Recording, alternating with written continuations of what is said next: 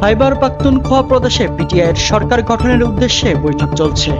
প্রাদেশিক সরকারের ক্যান্ডিডেট হিসেবে যে তিনজনের নাম সামনে এসেছে তারা হচ্ছেন আলী আলিম গন্নাপুর, মোস্তাক গনি ও আকিবুল্লাহ। উক্ত তিনজনের মধ্যে আলী আলিম গন্নাপুরের সম্ভাবনা রয়েছে সব থেকে বেশি, তবে মূল সিদ্ধান্ত নেবেন পিটিআই প্রধান ইমরান খান। উল্লেখ্য যে খাইবার পাখতুনখোয়াতে মোট আসন সংখ্যা রয়েছে ১৪৫টি, যেগুলোর মধ্যে পিটিআই পেয়েছে সব থেকে বেশি আসন ৮৪টি। অপরদিকে পিটিআইয়ের প্রতিদ্বন্দ্বী পিএমএলএন পেয়েছে ৫টি, পিপিপি পেয়েছে ৪টি, জেইউআইএফ পেয়েছে ৭টি, পিটিআইপি ২টি, জামাতে ইসলামী ২টি, এএনপি ১টি আসন পেয়েছে। দিন শেষে কে হচ্ছেন খাইবার পাখতুনখোয়া প্রদেশের সরকার জানতে অপেক্ষা করতে হবে আরও কিছুটা সময়। পাক নির্বাচন ও সর্বশেষ সংবাদ পেতে যুক্ত থাকুন প্রহরের সাথে। আমার প্রহর নিউজ।